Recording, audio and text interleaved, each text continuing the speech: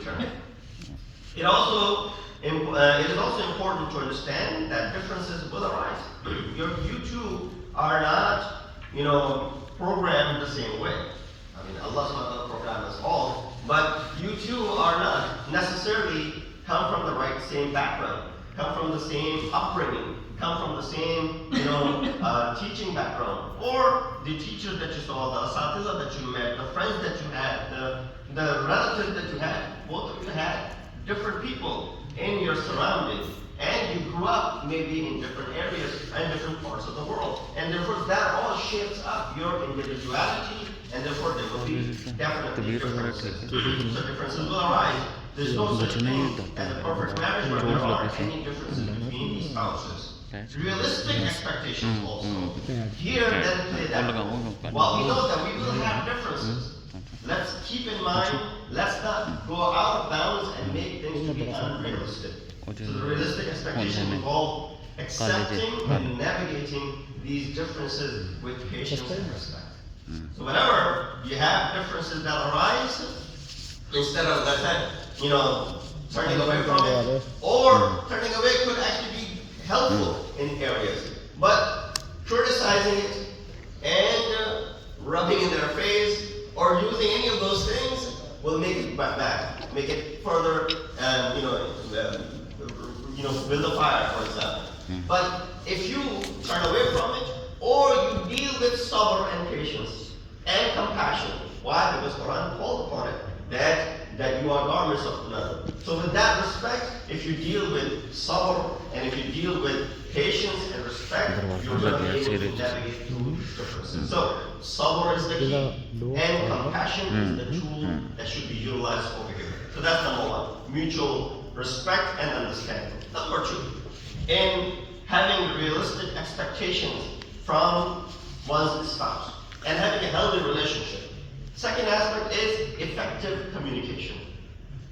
Clear and open communication is vital for resolving conflicts and expressing needs.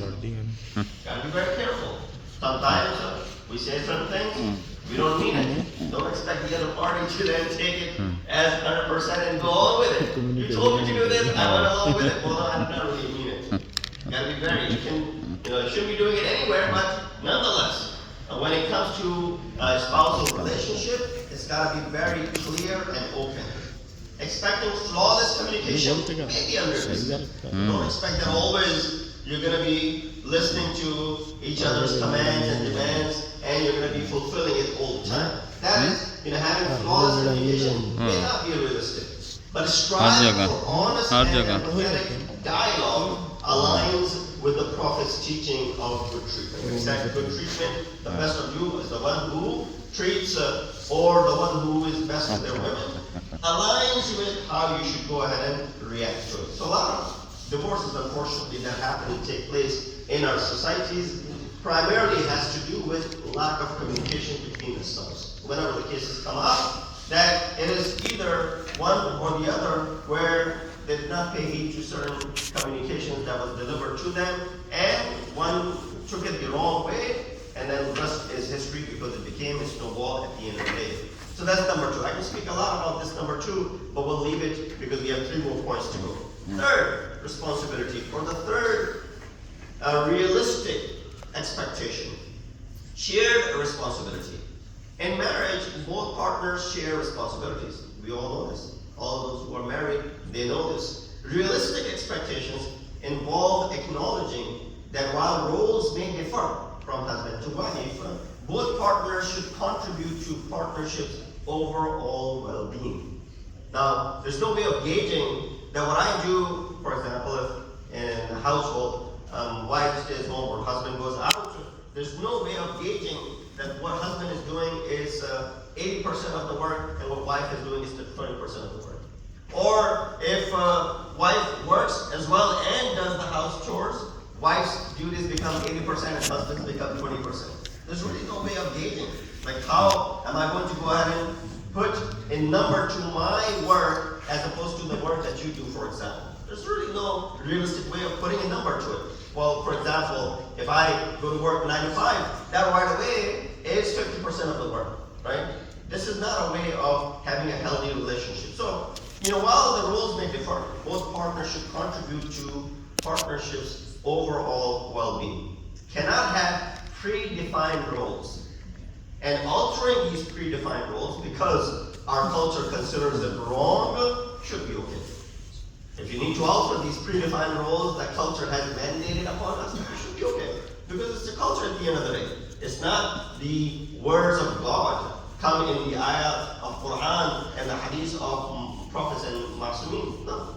It's the cultural thing that we have made up, and these expectations that we have from the cultural aspect, these predefined roles, it should be okay to alter them, change them, however, mold them, however it works for you. Number 4, growth and adaptation.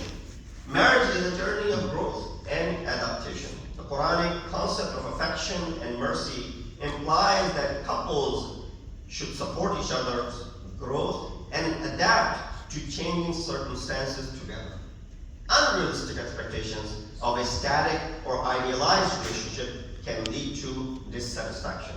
So a lot of time, as you grow, as you move on, you were a young couple, now you're a mid-aged couple, now you have a couple of kids, and then when you get older, now you have a few more kids, and now you're an elderly couple, and your kids are all grown up. So the challenges as you go through this journey are going to differ, are going to change. What do you need to do? As you're growing, you need to adapt. You can't just remain stagnant to that part where you were static to that part when you were a young couple. When we were 25, 26 years old, when you are 45, 46 years old. Or when you are 56 or 86 or 76 years old. No. The growth requires that you to adapt as you move along. This could mean, for example, adaptation and growth could mean a new job, or could mean a child's birth and more. Again, more could be said about this fourth part, but I'll remain content with this much. Forgiveness and patience. Imperfections are natural in any relationship. Realistic relations involve understanding that conflicts are part of journey and should be addressed with empathy and a willingness to forgive. We can't be expecting a perfect partner for ourselves because we're not infallibles. We're not masoom. We're going to be making mistakes. We're going to be having lapses in our lives, shortcomings in our life. And sometimes the shortcomings might be more from one side than the other. It depends on the upbringing of the individual. And therefore, when there are shortcomings, what do? Right away, this person is not meant for me. This marriage is not going to work out. This needs to end right now. I can't be in such a relationship. Jumping to that sort of conclusion is going to leave that negative mark in your head. Instead, what teachings of Prophet and the ayat that are recited for you, the two ayat that are recited for you, teach us what? Forgiveness and patience. You deal with it. With forgiveness, you forgive each other's shortcomings. Sometimes small, sometimes even maybe big. But this is how the learning process will come. And the more you go, well, then we can't keep on forgiving. There should be a limit to the forgiveness. The more you forgive, the more you're creating that respect for yourself. So realistic expectations in marriage are grounded in the principle of mutual respect and compassion. The Quran and Hadith guide us to approach marriage with the understanding that it is a dynamic relationship requiring effort and commitment from both partners. Not from one. One partner is struggling and striving and continuously doing everything to make it right. The other one doesn't care. By embracing these principles, couples can build a strong and enduring marriage that reflects the true essence of Islamic teachings. So I just mentioned for you 5 points in regards to having realistic expectation about marriage. Number 1, mutual respect and understanding. Number 2, effective communication. Number 3, shared responsibility. Number 4, growth and adaptation. And number 5, forgiveness and patience. Sallallahu Muhammad wa alihi wa sallam.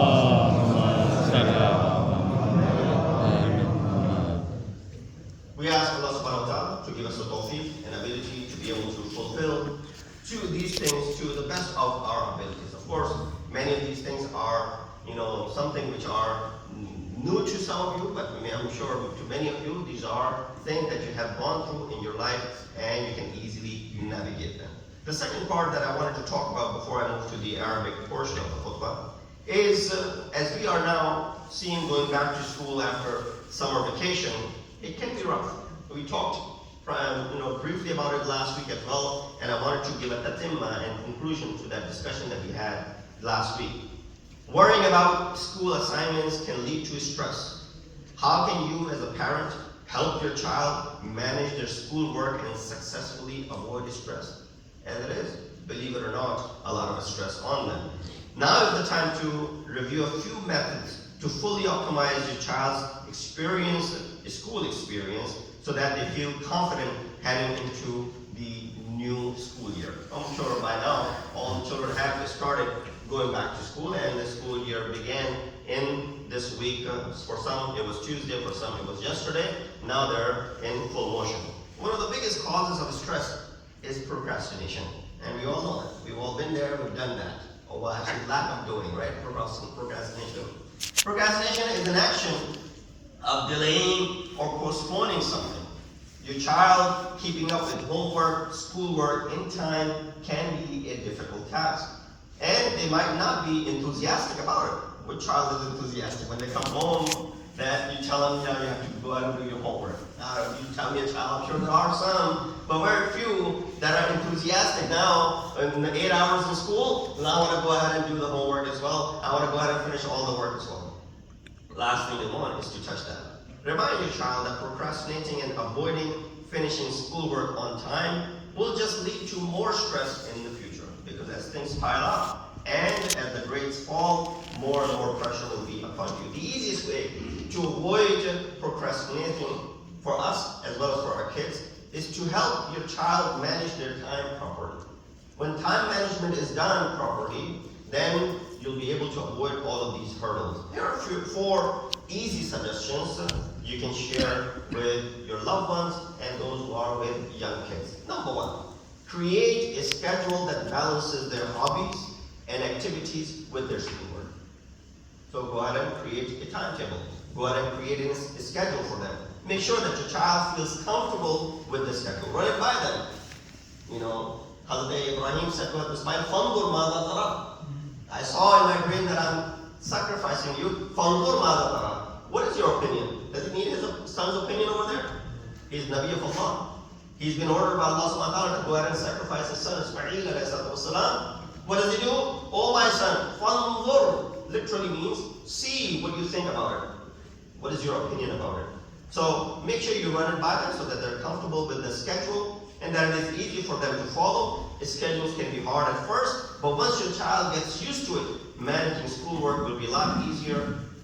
Things that we get our kids involved in normally just to keep them busy, like soccer, karate, swimming, Quran, and music sometimes. Someone spoke to me, well, it's very difficult to manage the time for our kids. I said, why? So, well, he has Quran at 5:30 and then he has music at 6 o'clock.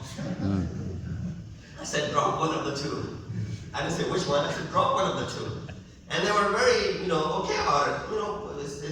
We've enrolled our kids into all of these different activities. They start with soccer, they have, physical activity, and of course they have Quran that do with Qari Sahib every single day. And then from there we have to take him to the music class. Why are you bothering with all of this stuff and putting extra pressure on your kids? So make a realistic, same thing over here as well, realistic timetable and schedule for them. Number 2, develop a reward system. We talked about it last week, but I want to retouch on that. For example, letting them do something they enjoy after they finish their work for the day. That is your reward to them, not a monetary reward. Let them do what they enjoy the most, that should be considered as a reward. This will give your child motivation to complete their work in time. So, well, I'm looking forward to 5 o'clock, for example, screen time, right? That's the thing that all the kids are now looking for. So if you give them that sort of realistic expectation, right away they'll be eager to finish their work so they can get to the next thing that has been given to them. Number 3, take care of yourself physically to help lower stress. For yourself and as far as your children are concerned, simple exercises every day can help. And even something as little as getting enough sleep goes a long way. A lot of time, the stress arises because of sleep deprivation. And many people that fall into this stress and depression over time has a lot to do with lack of sleep that they get. Number 4, eating healthy is also important. I have a physician sitting in front of me. Forgive me for speaking about this in front of you. Processed foods and foods with high sugar level increases the stress. So avoiding eating too much of these will keep stress levels low. Additionally, drinking too many caffeinated drinks increases stress levels as well. So encourage your child to keep a healthy diet. And it's in your control. What you eat yourself is also in your control, but of course you are creatures of habit, so sometimes you can't control on that sugary stuff or that caffeinated drink and whatnot, but at least you can follow the schedule when your kids are concerned. Having this sort of diet will keep their stress level low as well. Your child feeling stressed because of school is completely normal. It's something which is absolutely normal. You all went through it, and there's always this stress as the grades increase. For example, when they get into middle school, when they get into high school, more and more stress comes about. Helping your child manage their time will keep them stress-free and let them stay on top of their schoolwork. Simple tactics like creating a schedule and eating healthy will significantly reduce stress levels in your children. As a parent, helping your child build good habits will not only benefit them this school year, but also for the years to come as well. We ask Allah subhanahu wa ta'ala to give us the tawfiq and ability that we're able to fulfill these duties that have been given to us as tasks of ongoing life of ours. In the hadith, وَأَفْضَلُ الْمَوْعِظَةِ كِتَابُ اللَّهِ أَعُوذُ بِاللَّهِ مِنَ الشَّيْطَانِ الرَّجِيمِ بِسْمِ اللَّهِ الرَّحْمَنِ الرَّحِيمِ وَالْعَصْرِ إِنَّ الْإِنسَانَ لَفِي خُسْرٍ إِلَّا الَّذِينَ آمَنُوا وَعَمِلُوا الصَّالِحَاتِ وَتَوَاصَوْا بِالْحَقِّ وَتَوَاصَوْا بِالصَّبْرِ.